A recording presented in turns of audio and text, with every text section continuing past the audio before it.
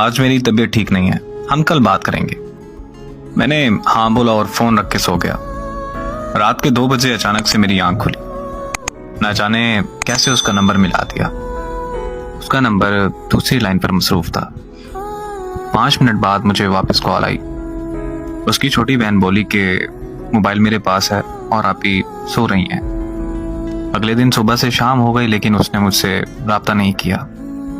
मैंने दोबारा से कॉल की और देखा तो फिर से नंबर मसरूफ मिला आ रहा था। 1 मिनट बाद कॉल बैक आई और उसने मुझे कहा कि मैं कज़न से बात कर रही थी।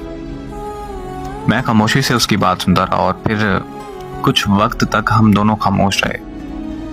फिर वो कहने लगी कि अगर ऐसे ही खामोश रहना है तो मुझे बता दो, मैं कॉल बंद कर दूं। मैंने मुस्कुराकर कहा जैसे तुम्हें ठीक लगे। उसने कहा कि ओके, अब मुझे कॉल मत करना। बस ये कहकर उसने कॉल बंद कर दी। मैंने कुछ देर बाद उसे फिर कॉल कर दी। इस बार फिर से उसका नंबर मसरूफ आ रहा था।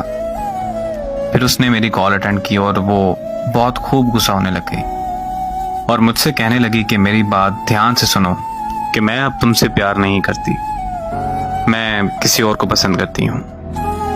6 साल का रिश्ता उसने एक पल में खत्म कर दिया। मैंने उससे पूछा कि आखिर कौन है वो लड़का। वो मुझसे कहने लगी तुम होते कौन हो मेरी लाइफ में इंटरफेयर करने वाले। मैंने उससे कहा कि यार मैं तुमसे प्यार करता हूँ, तुम मुझे भूल गई।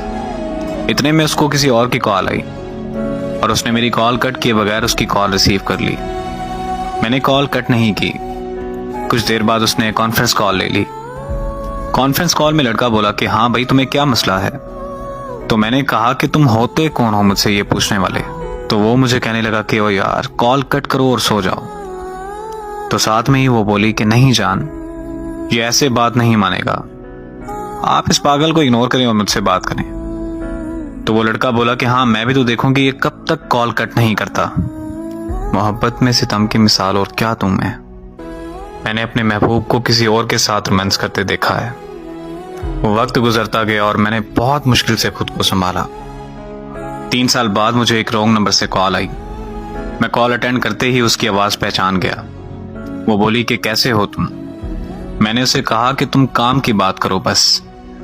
तो कहने लगी कि तुम मुझसे अभी तक नाराज हो। मैं खामोश रहा और फिर पूछा उसने कि तुमने शादी कर ली। तो मैंने पूछा कि तुमने कर ली। तो वो बोली कि लोग जिस्म चाहते हैं, शादी कहाँ करते हैं लोग। बात यह है कि जिससे आप मोहब्बत करते हैं उससे कभी मोहब्बत खत्म नहीं होती, लेकिन इस तरह करने से आपकी जिंदगी में उस शख्स का वजूद चला जाता है। और जिंदगी में मोहब्बत होती है, लेकिन उस मोहब्बत का मतलब एक शख्स से वफा करना होता है। और खुदारा मेरी उन लोगों से गुजारिश है कि जिस्मों से खेलकर मोहब्बत के नाम को बदनाम मत कीजिए।